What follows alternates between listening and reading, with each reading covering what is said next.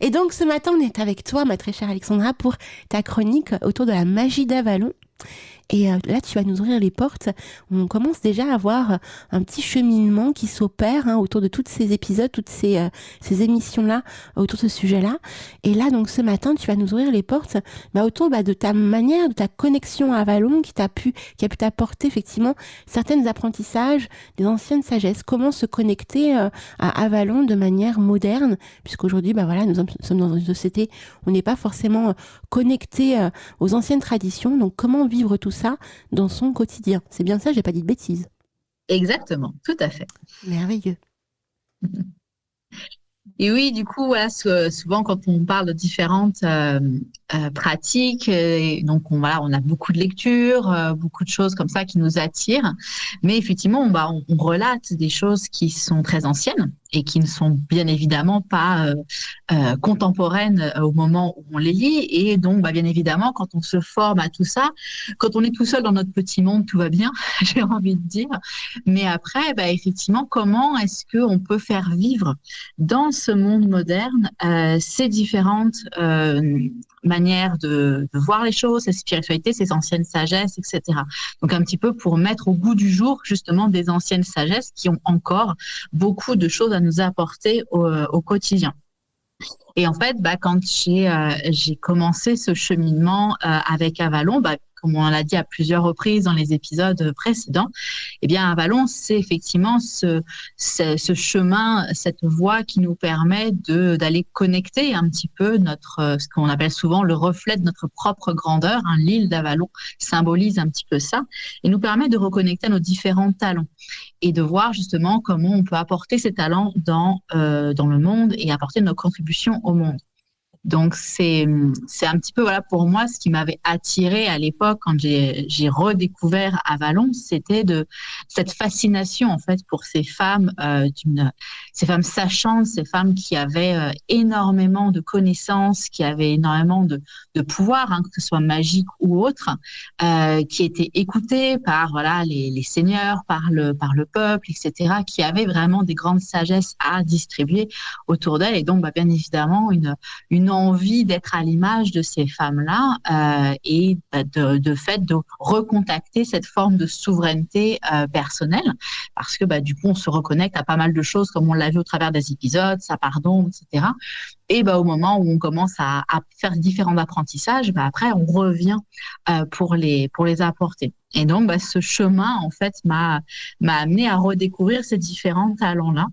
Donc, que ce soit au niveau du soin énergétique, au niveau du travail avec les plantes, la santé naturelle, la santé holistique, tout ce qui m'a permis en fait après de me développer. Donc, un peu comme on a parlé aussi dans les derniers épisodes, d'aller dans le sens de sa magie unique, comme on l'a dit. Donc, elle est ma constitution élémentaire, ma prédominance qui, du coup, va me rendre naturellement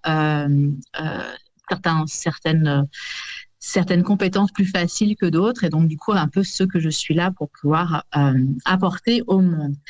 Et donc voilà, donc on apprend tout ça, on apprend ces différents sortilèges, on apprend ces différentes manières de se relier à la nature, etc. Mais on est au 21e siècle et moi c'était ça qui m'avait beaucoup plu, c'est-à-dire que l'ouvrage de Katie Jones qui est au cœur de sa formation de prêtresse d'Avalon, qui a créé ce temple de la déesse à Glastonbury, parle justement de son livre s'intitule Prêtresse de la déesse, prêtresse au 21e siècle. Et en fait, j'ai adoré cette formulation-là de comment on peut ramener toutes ces manières de faire, ces différentes consciences, etc. et que ça a toujours une valeur dans notre monde moderne. Donc là, c'est un petit peu cette invitation aujourd'hui de dire, ok, je suis attirée par différentes spiritualités, différents talents, différentes compétences qui sont en lien avec des choses très anciennes. Comment est-ce que maintenant je vais pouvoir le mettre un petit peu au goût du jour? Comment le mettre en pratique dans ton quotidien moderne, en fait, tout simplement? C'est ça.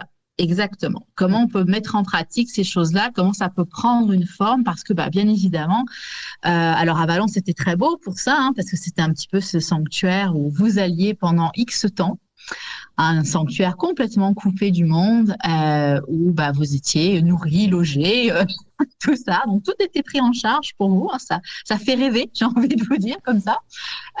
Et vous n'aviez juste qu'à bah, voilà, contribuer à la collectivité, mais en même temps, bah, du coup, vous former auprès de différentes personnes jusqu'au jour où bah, il fallait bien revenir dans son monde à soi. Et donc là, bah, de nos jours, on n'est pas capable forcément, alors pas tout le monde, il y en a qui le font ce choix de vivre dans des couvents ou d'autres lieux sacrés ou qui vivent en communauté, etc. Mais pour la majorité d'entre nous, bah, on a des vies, je dirais, classiques, modernes. Certains ont des enfants, conjoints, etc. Donc on n'est pas tous en train de vivre en haut d'une montagne, à n'avoir que nous à nous occuper. Donc, comment est-ce que ça peut prendre forme et vraiment apporter quelque chose? C'est surtout ça pour moi qui est important. C'est comment est-ce que ces différentes sagesses nous apportent quelque chose au quotidien. Donc là, du coup, je vous ai un petit peu sélectionné quelques petits conseils pour pouvoir incarner ces différentes sagesses-là au quotidien. Alors, j'avais une question. Est-ce qu'il Dis-moi. existe quand même des cercles d'initiation autour de tout ça pour pouvoir se connecter à ce qu'elle faisait, ce qu'elle proposait à l'époque, ou alors pas du tout, en fait, ça n'existe pas? Parce qu'il me semble qu'à Glastonbury, il y a un cercle d'initiation qui existe. Tout à fait. Oui. Mais en fait, à Glastonbury, c'est même plus grand que ça. C'est qu'il y a un temple Oui, de la carrément. déesse. Oui. Donc, toutes les personnes qui font les différentes formations qui sont proposées à la fois par Katie Jones elle-même, mais maintenant, comme elle a pris un petit peu d'âge, aussi par d'autres prêtresses qu'elle a formées elle-même. Donc, il y a plusieurs formations, que ce soit les prêtresses reliées à l'art de la naissance ou à l'art de la mort, les prêtresses qui travaillent avec le côté canalisation, les médiums, etc. Enfin, il y a plusieurs cours différents de formation spécifique par rapport à la spécialisation de prêtresses. Hein. On peut avoir des prêtresses guérisseuses, des prêtresses médiums, des prêtresses voilà, qui travaillent avec certains types de guérisons ou de passages. Donc, voilà. Donc effectivement, à Glastonbury, la communauté est assez grande. Et dès l'instant que bah, toutes les différentes fêtes de l'année, hein, du sabbat de l'année, sont largement représentées en fait dans la ville. Il y a des groupes qui atteignent parfois plus d'une centaine de personnes. Donc pas simplement juste des initiés du temple, mais des gens voilà extérieurs qui viennent aussi participer. Moi, j'étais à l'époque de Beltane et c'était incroyable en fait. La salle du temple, en gros, on rentrait jusqu'à temps que ça rentre. J'ai envie de dire. Donc c'était assez impressionnant. Elles font des rituels aussi au Thor, donc sur la colline labyrinthique de Glastonbury. Donc voilà, à Glastonbury, c'est très vivant, j'ai envie de dire, parce que ça a été créé pour ça exactement. Maintenant, en France, et c'est bien là que le bas blesse, c'est beaucoup plus rare. Donc il y a certains courants d'Avalon qui sont représentés, mais je ne connais pas véritablement de personnes qui initient ou qui organisent des choses autres que des retraites. Donc pour aller à Glastonbury, etc. Donc soit dans le courant celtique, hein, donc un peu comme je fais moi, c'est-à-dire cette vision plus païenne, soit dans le courant, alors pas forcément catholique, mais dans les énergies, en tout cas, pas forcément c'est pas du tout de la religion catholique, mais dans les énergies christiques et de Marie-Madeleine. Donc il y a les deux courants en fait par rapport à Avalon, hein, que ce soit l'histoire du Saint Graal ou l'histoire justement du chaudron de sagesse de Kéridwen. Chacun en fait, voilà, c'est les deux mêmes histoires, pas aux mêmes époques. Et donc, selon les courants, les personnes vont aller plus vers l'un, plus vers l'autre. Mais en France, effectivement, je ne connais pas de personnes qui vraiment créent des cercles, des ateliers spéciaux à l'Écoven. Alors, je te dirais moi, Oui, effectivement. justement, j'allais en venir. Parce que, Parce voilà, que mes j'ai cercles de cherché, femmes hein. sont... Ça fait des Comment? années que j'ai cherché en fait à trouver quelqu'un qui arriverait justement à retranscrire cet art, voilà, cette pratique, hein, cette tradition. Et ça a été très dur de trouver quelqu'un de sérieux et puis de passionné, mais surtout de sérieux autour de cet univers-là. Donc super heureuse que tu sois parmi nous parce que justement tu as à cœur de retranscrire de manière vraiment voilà, humaine, sérieuse, passionnante et passionnée aussi cette ambiance. Donc effectivement en France c'est très compliqué de trouver des cercles de cette accalmie-là. Autre élément, alors, Glastonbury, pour les enchanteurs qui connaissent pas, ça se trouve donc donc en Angleterre. C'est vraiment une ville magnifique, hein. C'est la ville des sorcières, hein, va-t-on dire. Il y a plein de boutiques de sorcières, c'est très très très beau. Et puis en plus, la nature règne en maître aussi, hein, là-bas. Alors, il y a Erlina qui a posé une question sur le chat, je ne sais pas si tu as vu. Oui, je suis en train de répondre. Effectivement, Ah, elle demandait le titre de l'ouvrage oui. de Katie Jones. Donc, alors c'est un livre qui n'est malheureusement disponible qu'en anglais, pardon. Et donc, qui s'appelle, enfin le titre, voilà, c'est Priestess of the Goddess, Priestess of Avalon, et qui est voilà donc How to Become a Priestess in the 21st Century. Mais du coup, voilà, il n'est disponible qu'en anglais. Donc, il y a très peu, pareil, de références en français. Donc, j'avoue, voilà, je vous avoue à l'antenne à tous qu'effectivement, c'est un objectif pour moi depuis très longtemps qui commence à prendre de plus en plus de forme en ce moment, de ne pas juste voilà murmurer à Vallon dans les cadres de mes cercles de femmes ou dans certaines de mes propositions, formations ou accompagnements, mais justement de prendre une part un peu plus importante. Donc, soit voilà, justement d'écrire un ouvrage en français et également de proposer des formations en français par rapport à Avalon, puisqu'effectivement, c'est un gros vide qu'il y a en France. Et pour les personnes qui ne sont pas bilingues, c'est très compliqué en fait de s'intéresser à Avalon parce que beaucoup de références sur le sujet ne sont disponibles qu'en anglais.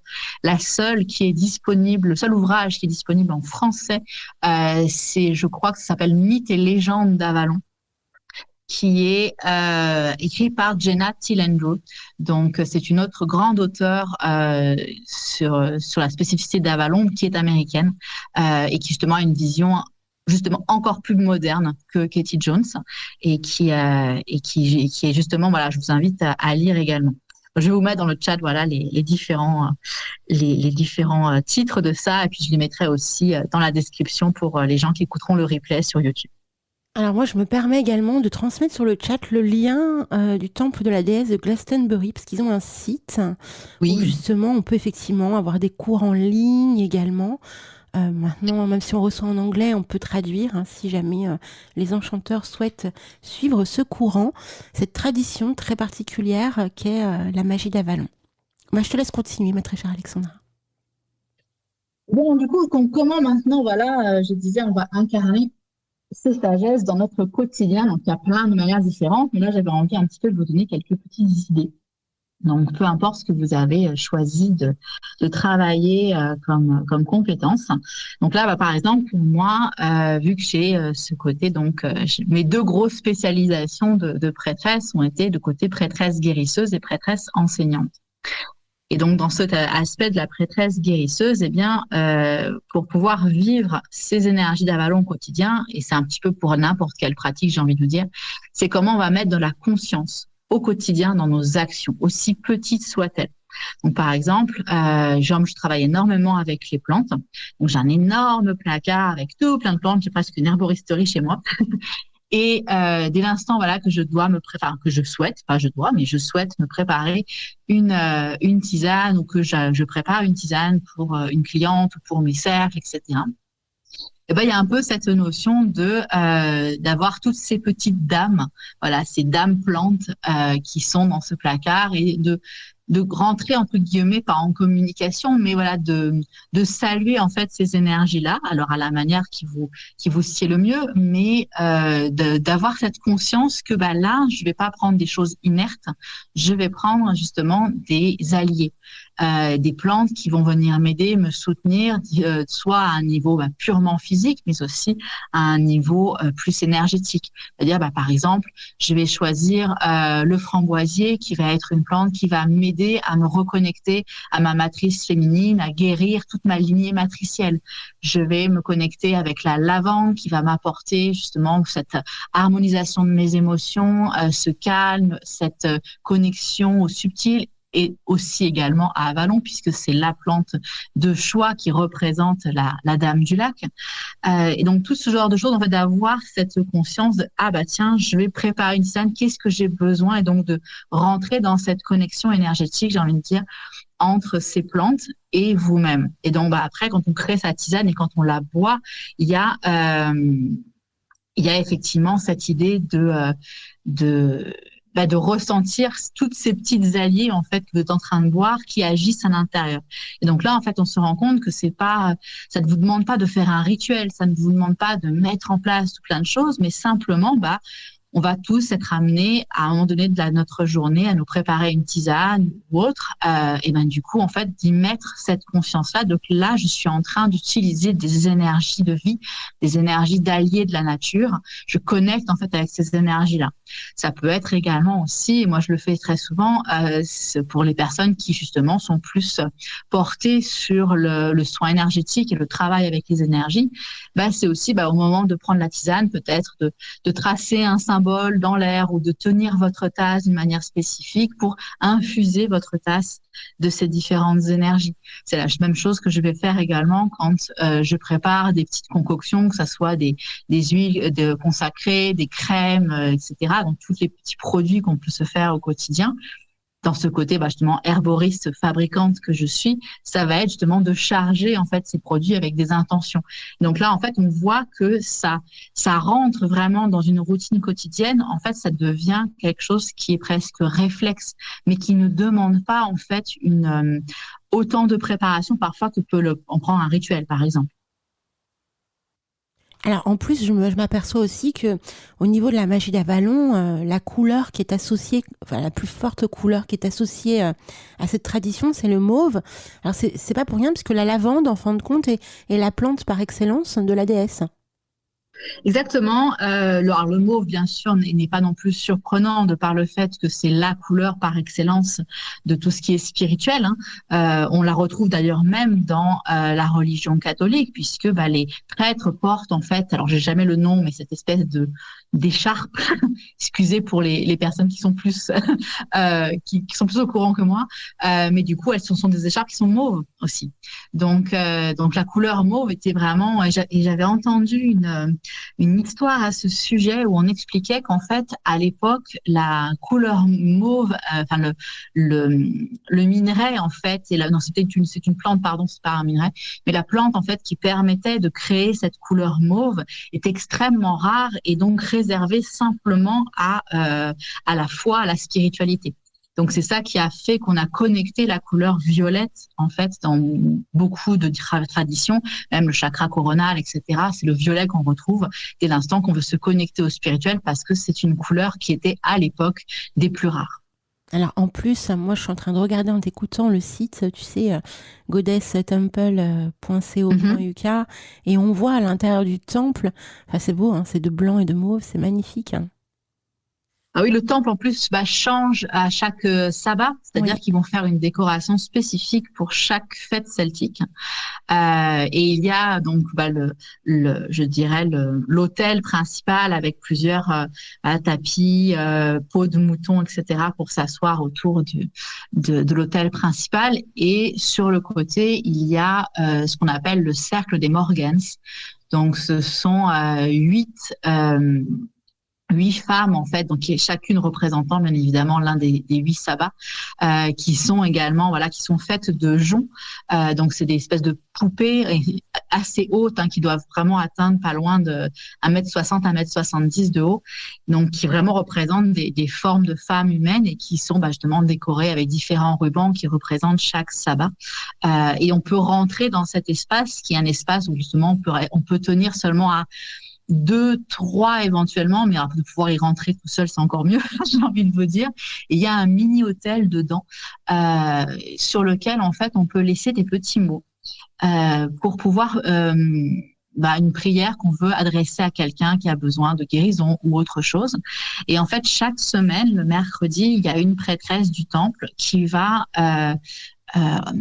s'occuper en fait de ces différentes prières et prendre un temps pour envoyer ces prières à la déesse. Donc c'est vraiment un lieu, et c'est magnifique en fait d'avoir ce type de communauté là-bas. Ah oui, c'est merveilleux. Ah oui. Alors sur leur site aussi, on voit il y a plusieurs sessions de formation. Je ne sais pas si vous allez voir les enchanteurs, mais c'est magnifique parce que on vous forme à la prêtresse de la mer. Donc c'est un voyage au cœur des mystères avaloniens qui a lieu justement en fin septembre. On vous apprend aussi le tarot. On vous apprend la voie de l'oracle, donc des cours d'introduction qui sont en ligne pour vous apprendre à tirer l'oracle de la prêtresse. Enfin, il y a beaucoup de choses, hein, et des formations de la prêtresse, bien sûr, d'Avalon, oui, de prêtre et prêtresse de Gaïa. Enfin, c'est très complet, quoi. On peut faire autant Ah en oui, ligne. c'est impressionnant. Et de fait, le post-Covid a fait en sorte que beaucoup de ces formations sont devenues disponibles en ligne, ce qui n'était pas le cas au départ. Et puis, il faut savoir qu'en plus du temple, maintenant, à Glastonbury, il y a ce qu'on appelle la maison de la déesse, qui est un lieu où il y a différentes praticiennes qui offrent voilà, différents soins et rituels. Et il y a également maintenant une salle commune extérieure au temple aussi. Donc, il y a 3 ou 4 espaces maintenant qui sont disponibles dans Glastonbury pour offrir différentes possibilités pour même des gens voilà, qui veulent louer les salles après pour proposer leurs propres activités. Donc, c'est vrai qu'ils ont multiplié en fait les propositions. On n'est plus juste sur la proposition des 3 années de cycle de prêtresse d'Avalon, mais voilà, on peut avoir ces différentes spécialisations sur le côté donc devenir un oracle, donc incarner véritablement la voix de la déesse, donc tout un travail de médiumnité en fait, de canalisation. Celle qui travaille, comme je disais tout à l'heure, avec le passage pour la mort, donc celles qui accompagnent en fin de vie, celles qui au contraire il y a une maison de naissance qui a été créée aussi à Glastonbury, donc des prêtresses spécialisées justement, donc un peu comme des sages-femmes en fait, qui ont ces spécialisations. Bref, c'est impressionnant en fait ce qui a été créé au cours maintenant des 20 dernières années, mais Katie Jones a ouvert le tout premier espace, qui n'était pas encore un espace pérenne, mais elle ouvrait déjà des espaces de temple il y a plus de 50 ans en arrière. Donc, c'est vrai que c'est un énorme accomplissement qu'elle a permis de créer. Alors, ce qu'il y a de bien aussi, c'est que toi, tu proposes aussi des formations en français. Vu que tu as suivi ces sessions de formation à Glastonbury, tu as maintenant un niveau suffisant pour pouvoir proposer cette connexion autour de ces traditions.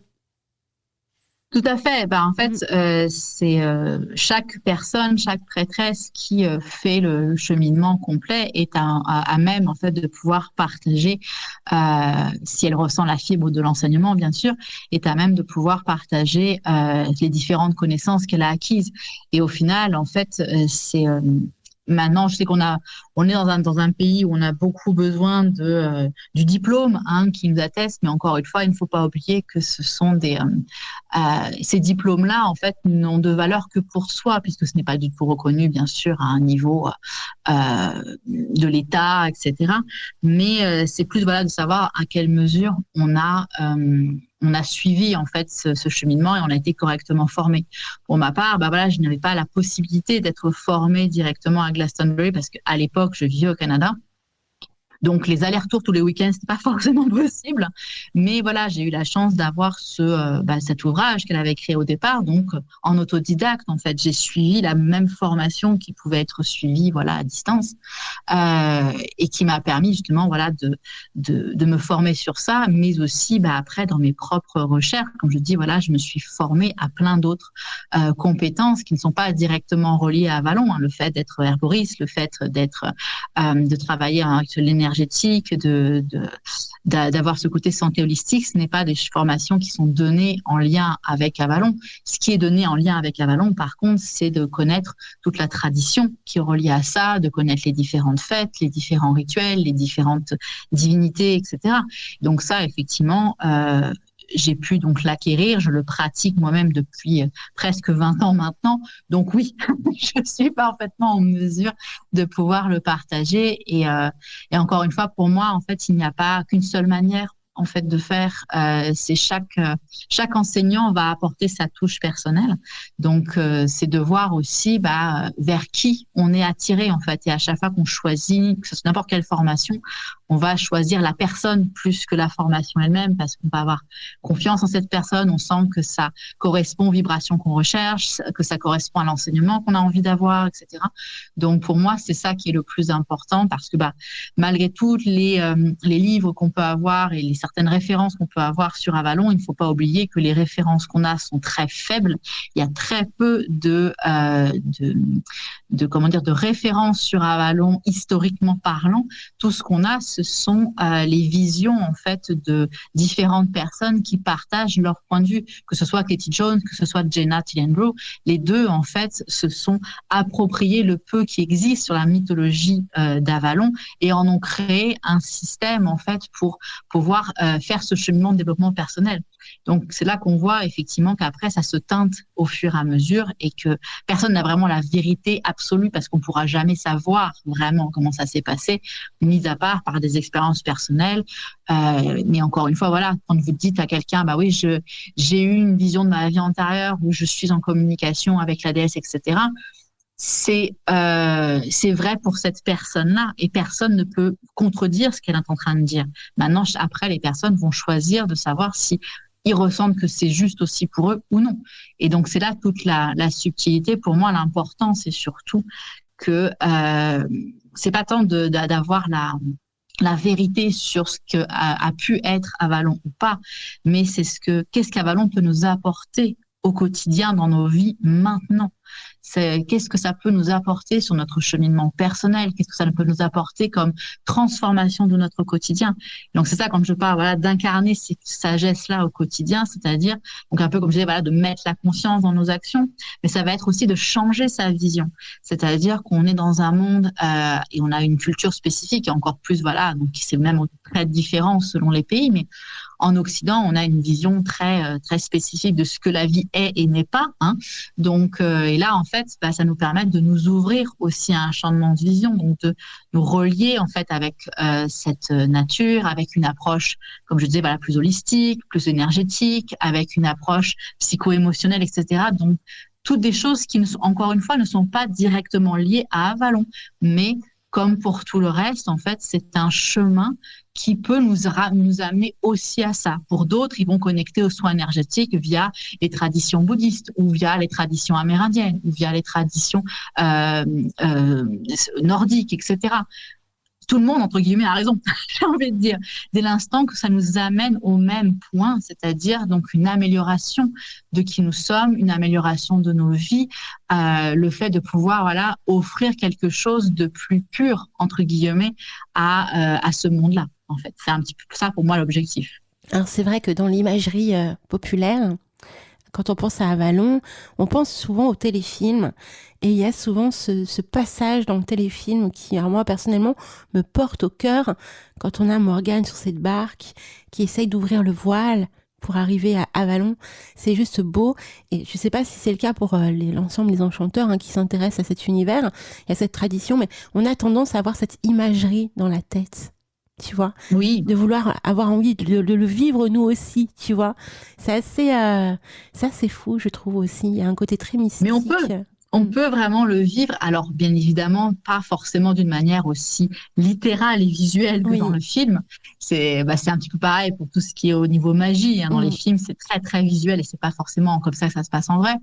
Mais par contre, pour y avoir été moi-même plusieurs fois et là, pour emmener des femmes là pour fin octobre à Glastonbury, d'aller dans ce lieu, tu vas avoir cette impression-là de lever de voile. C'est-à-dire que moi, c'est de cette manière-là d'ailleurs que j'ai créé ma propre retraite. C'est l'idée en fait de vraiment faire le parcours qui amène, donc de pas aller directement au Thor parce que oh wow le Thor, oui c'est le lieu super énergétique de Glastonbury, mais il y a cette idée voilà de se présenter en fait à Avalon. Et pour se présenter à Avalon en fait, il y a donc une colline qui s'appelle Weary Hole Hill qui est à l'extrême opposé presque du Thor et qui est donc selon l'imagerie en fait le pied de la déesse. Et quand il y avait encore de l'eau au niveau de Glastonbury, eh bien cet espace était effectivement au bord du lac. Donc en fait c'était vraiment les berges du lac sacré où là on appelait la barque pour pouvoir aller sur le Thor, donc sur la colline. Et donc, en fait, ce passage-là, moi, je sais que pour l'avoir fait plusieurs fois, quand on est sur cette petite colline et qu'on voit le Thor au loin comme ça, pour peu que tu sois un matin où il y a les brumes qui recouvrent entièrement la ville, tu vas faire le lever de voile, tu vois. Il y a certains moments où si tu vas passer dans certains espaces dans la ville, que ce soit à la Source Rouge, dans le Caliswell, que ce soit à d'autres espaces où il va se passer ce moment où tu as l'impression de passer vraiment de Glastonbury à Avalon. Donc, de faire ce switch de niveau énergétique, de plan, en fait, spirituel, ça peut être peut-être très bref, pour d'autres c'est plus long, ça va vraiment dépendre, mais Katie Jones d'ailleurs le relate dans beaucoup de ses ouvrages où elle explique sa propre expérience. Et il y a de ces moments en fait où on a l'impression de traverser ce voile et d'arriver à notre espace, d'avoir des bribes de souvenirs ou d'images d'une ancienne époque, etc. Ou simplement, parfois, si on n'est pas spécialement visuel, moi, c'est pas forcément ma force, je suis plus dans le côté clair ressentiente, donc dans le son ressenti physique. Et je peux te jurer que quand je suis sur cette colline de Wray Hall et que je vois le Thor au loin, ça m'envahit d'une émotion et d'une énergie incroyable, en fait, idem quand je suis sur le Thor lui-même, où on se sent traversé par quelque chose de largement plus grand que nous. Donc, c'est l'avantage, je trouve, de certains lieux sacrés. Donc là, on parle de Glastonbury par rapport à Avalon, mais il y a d'autres portails, en fait. Et pour moi, c'est ça, c'est que moi, j'habite dans la Sainte-Baume, donc la Sainte-Baume qui est dans le sud de la France. Quand on regarde, en fait, sous un certain angle, la Sainte-Baume, quand on monte dedans, il y a un espace, la montagne est largement plus haute que Glastonbury. Glastonbury, le Thor est à 160 mètres de haut. Mais quand je regarde, en fait, sur un certain angle, quand je monte dans la Sainte-Baume, il y a une partie de la montagne, en fait, qui de profil ressemble littéralement au Thor. Donc, on peut vraiment se dire il n'y a pas qu'un seul portail pour entrer à Avalon. Glastonbury est le plus facile puisque il y a littéralement un égrégore énergétique qui s'est créé dans ce lieu. C'est le lieu le plus évident qui aurait pu porter cette tradition-là. Mais on peut accéder à ces espaces dans plein d'autres pays, dans plein d'autres lieux sacrés, en fait. Dès l'instant qu'on est attiré par cette tradition-là, c'est celle-là qu'on va manifester, en fait, dans nos vies. Et c'est tout ce côté-là, je trouve, voilà, cette incarnation de ces différentes sagesses, c'est d'être à l'écoute de ces différents ressentis, de se mettre au rythme de la nature, de revenir, en fait, à célébrer, comme on disait, les différents sabbats, à honorer ces différentes énergies.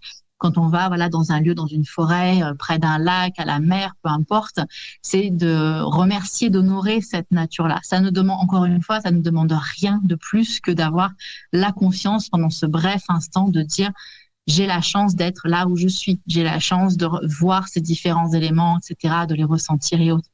C'est juste ça parfois, c'est de ramener en fait cette conscience des cycles naturels et des forces de la nature à une conscience vraiment moderne, quotidienne. Ce n'est pas inerte ce qu'il y a autour de nous en fait.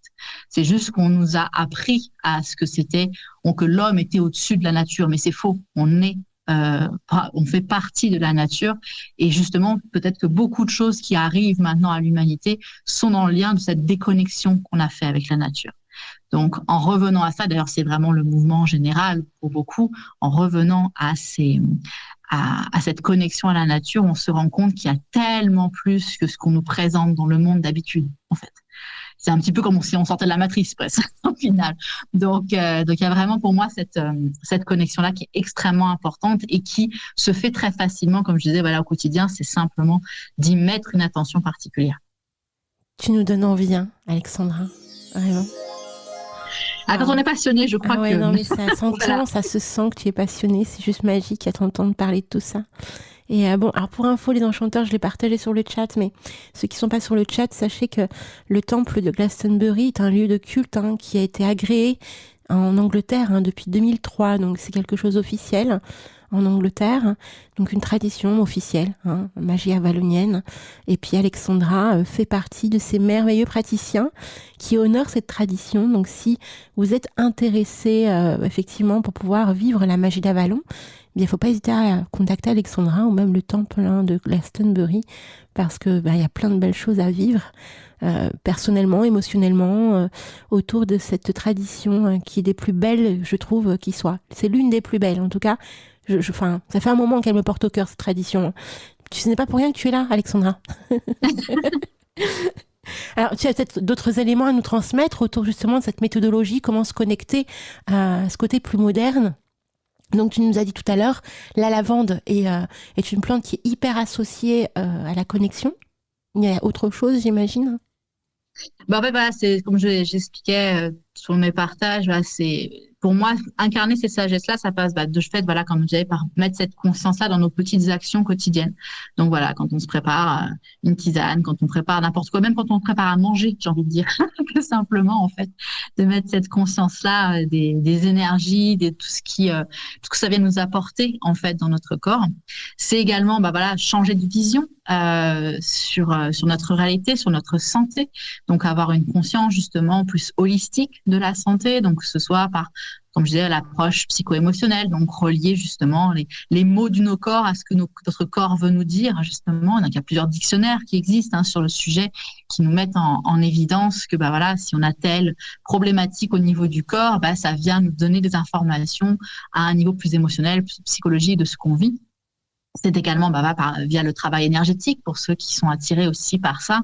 Donc voilà, c'est d'ouvrir cette vision, changer cette vision de la vie, cette vision assez binaire, assez neutre parfois qu'on a, et même parfois assez victimisante, j'ai envie de dire.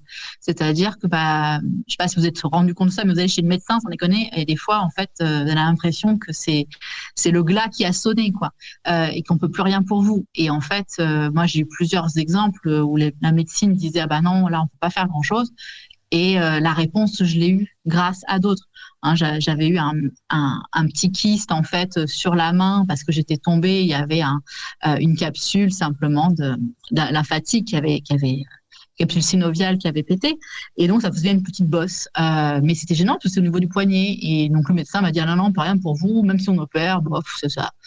Je suis allée voir mon herboriste, elle me dit, si, regarde, on va faire, dans 3 semaines, t'as plus rien. Moi, tu vas faire des cataplasmes avec une infusion de fleurs de souci, qui est une plante qui est très astringente, et tu vas voir, il n'y aura plus de problème. Et de fait, elle a eu raison. Donc, voilà, c'est cette idée de changer cette vision, voilà, de la vie, de la santé. Également, comme on disait, d'honorer les cycles de la nature, donc se remettre au rythme de la nature.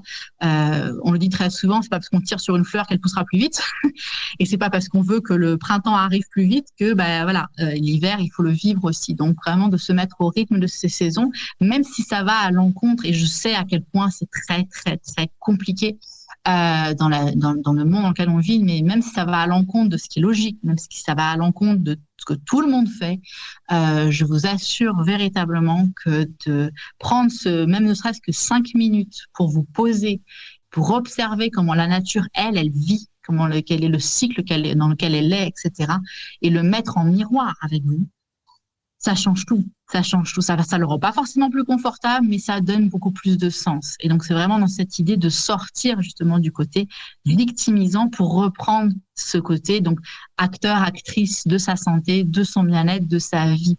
C'est pas pour rien, en fait, que, Avalon et même d'autres pratiques, à chaque fois, l'objectif, c'est quoi? C'est retrouver votre pouvoir personnel. Et reprendre son pouvoir, ça veut dire quoi? Ça veut dire retrouver un mode d'action. C'est moi qui ai le pouvoir de faire ci ou de faire ça. Je ne suis pas victime de quelque chose. Donc de sortir aussi de ces croyances limitantes parfois, et c'est un chemin, voilà, qu'on traverse tous dans le développement personnel, mais de reprendre en fait cette idée que c'est OK de faire à contre-courant, et que vous n'êtes pas moins bien et que vous n'êtes pas moins adapté. Au contraire, vous êtes beaucoup plus, parce que vous prenez ce temps-là d'être enseigné par la nature, en fait. Donc vraiment, cette idée d'honorer les cycles, que ce soit par rapport aux fêtes de l'année, de faire les célébrations rituelles comme vous pouvez peut-être les faire, ou simplement de prendre 5 minutes à la pause déjeuner ou le soir ou quoi, pour vous poser quelque part dans la nature ou autre, ça va faire la grande différence. Et enfin, l'autre petite conseil pour incarner cette sagesse, c'est d'entretenir en fait cette relation. avec la nature, d'être à l'écoute des messages. On parle souvent des synchronicités, on parle souvent de pas mal de choses comme ça. Et donc, cette intuition, tout ce genre de choses. Et d'oser en fait créer ce contact, cette verbalisation presque parfois. Moi, j'aime beaucoup en fait m'amuser à ça, à imaginer que mes plantes que j'ai dans mon placard sont des êtres vivants, que ce que je vois dans la nature me parle, etc. Alors, ça peut être très égocentré, mais c'est pas forcément du tout l'objectif.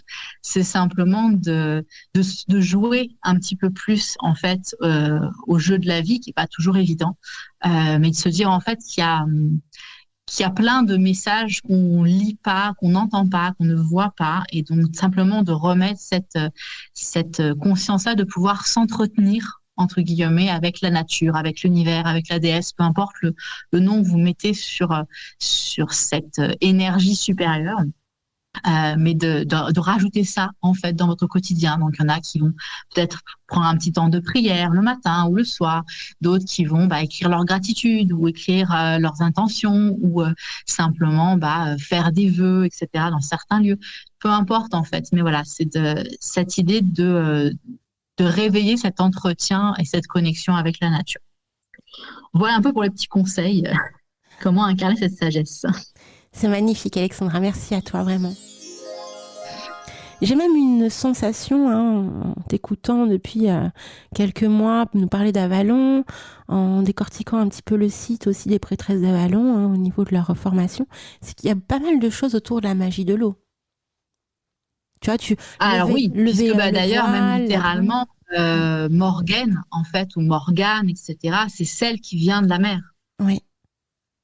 Donc oui, il y a énormément de liens avec l'eau. Il ne faut pas non plus oublier que c'est un temple de la déesse et donc les prêtresses portent aussi le croissant de lune.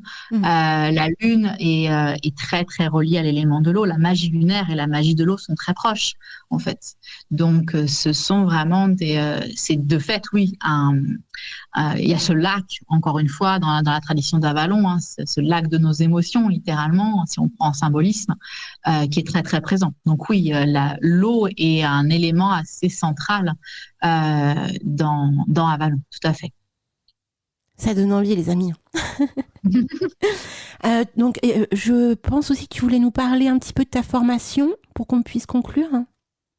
Alors oui, voilà, juste petite actu du moment, voilà, pour les personnes justement, là quand on est dans cette période printanière et que parfois on a envie de faire un petit reboot, un petit reset pour se reprogrammer de tout ça. Donc j'ai créé un programme qui s'appelle Reconnecte à ta magie, qui inclut la petite formation Découvre ta magie dont nous avons beaucoup parlé au cours de ces différents épisodes, puisque en lien avec cette constitution personnelle qu'on découvre sur ce cheminement d'Avalon. Donc voilà, ce programme qui n'est pas petit d'ailleurs, qui dure 6 mois quand même. Donc un programme qui permet de voir sa vie autrement en fait. Donc de réapprendre ce qu'on aurait toujours dû apprendre, une vision un peu alternative des choses, que ce soit au niveau de notre corps, au niveau de nos émotions, de nos besoins, de notre énergie.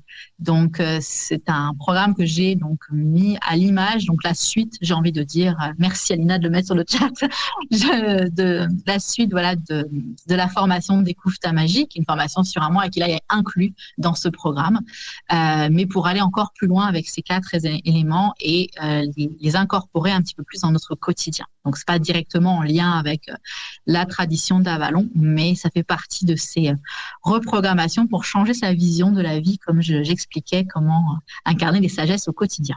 D'ailleurs, alors je profite de ce moment d'être avec toi et les enchanteurs ce matin pour dire que le dernier cadeau de la saison, donc le premier dimanche du mois de juin, eh bien, on fera gagner à un enchanteur la fameuse formation donc de se reconnecter à la magie. Non, c'est pas. Découvre ta magie. Découvre ta magie, formation que j'ai suivie, que j'ai adorée. Et a priori, Arina aussi a suivi la formation. Et elle a trouvé ça magnifique. Donc, c'est que du bonheur. Donc, un enchanteur gagnera, bien sûr, ce cadeau de formation et il passera un mois avec toi pour pouvoir, effectivement, découvrir sa véritable magie, en fait.